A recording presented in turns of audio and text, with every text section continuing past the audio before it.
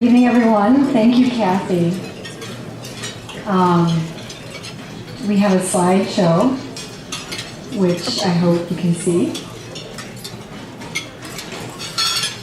I want to start out by saying that childhood is like having too much champagne at a New Year's Eve party, because everybody remembers what you did except for you. And this is true of our children who attended the school. Sometimes they don't know. I told my daughter Lorna, who's here this evening, who will be speaking from an alumnus perspective tonight, not to worry if someone she doesn't recognize tells her how grown up she is and how tall she's becoming. Oh, I knew you when you were just so tiny.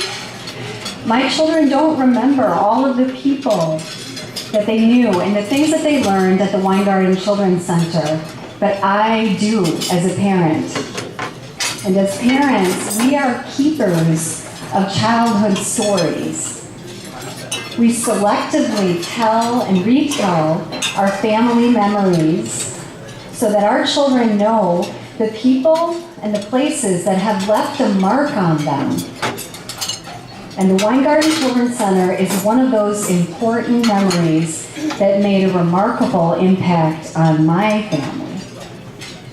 So I would like to set the stage tonight, so to speak, for my daughter by sharing a few of our family memories from a time when Lorna was blissfully unaware that she was enrolled at the best preschool in the entire world for children with hearing loss.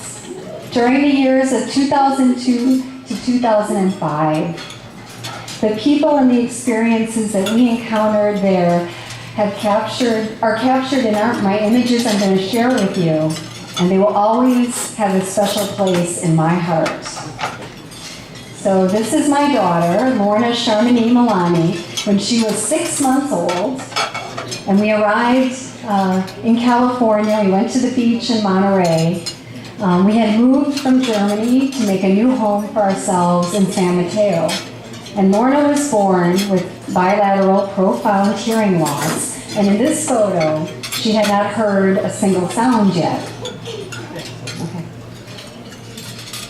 So we moved from Europe so that Lorna and her brother Marcus could be coached to use their cochlear implants at the Weingarten Children's Center. Marcus already had an implant and was understanding language, but he was not speaking yet. And with a lot of hard work and dedication, much was accomplished during our 3 short years at the WCC. And by the time in the photograph in the bottom right corner, Lorna was 3 and Marcus was 5. They were mainstreamed into private school. So Lorna knows that the Weingarten Children's Center was a very special time in her early childhood. She loved her new school and felt especially at home in the family center, eating lunch in the kitchen with the other kids and riding a tricycle out in the playground. And she went through a 6-month trial period with hearing aids and then got a cochlear implant when she was 11 months old. So our family felt entirely welcome at the school. We volunteered when we could by helping in the classroom and speaking with other families about our experiences with hearing loss. Celebrating birthdays is a tradition at the school, and they were born on the same day.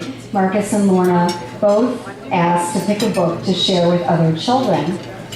And I think the tradition continues today. These pictures probably remind a lot of parents that are sitting out there that preschool themes and holidays are always built into the lesson plans at the school. And so at Halloween, Lorna learned words to describe her costume, and she sang spooky songs and answered questions as best as she could during the morning music. So at school events, her preschool teacher was always there, ready to teach something new about language and help her learn more words. She showed me as a parent exactly how to continue this practice in our home. Lorna loved her therapist, who worked with her one-on-one. She knew exactly where Lorna was headed in her language development and helped her to achieve those goals step by step. My children felt special every day they attended the Weingarten Children's Center. They didn't even realize how hard that they were working to overcome total hearing loss. They were too busy having fun. From the very first day, we were allowed the breathing room to grow into our new roles as parents of children with cochlear implants. We were given help and hope and even hugs when we needed it.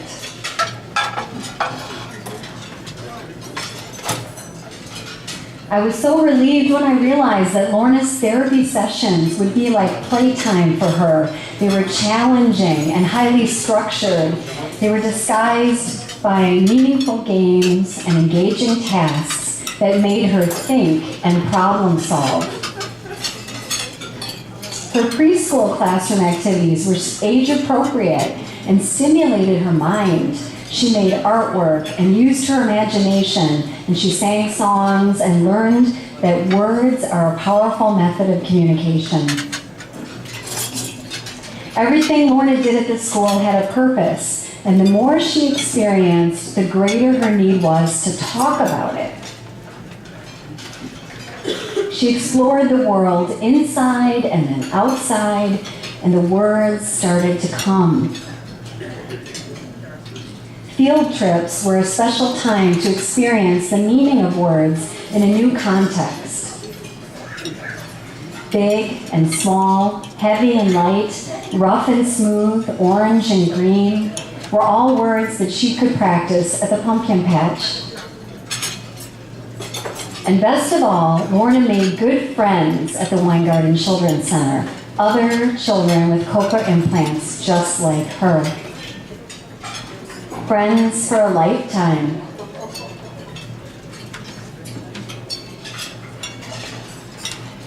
As an alumnus of the Weingarten Children's Center, Lorna now understands how important those early years were in her development, providing a strong foundation from which she could grow.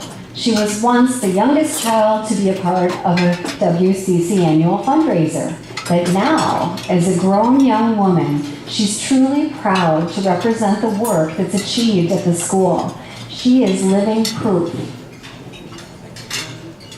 And the school made sure that Lorna's hearing loss would never stop her from achieving her dreams. And no matter where she goes in the world, and even if she can barely remember, she will always take with her the impact of a very special school that she once attended in Redwood City, California. Thanks.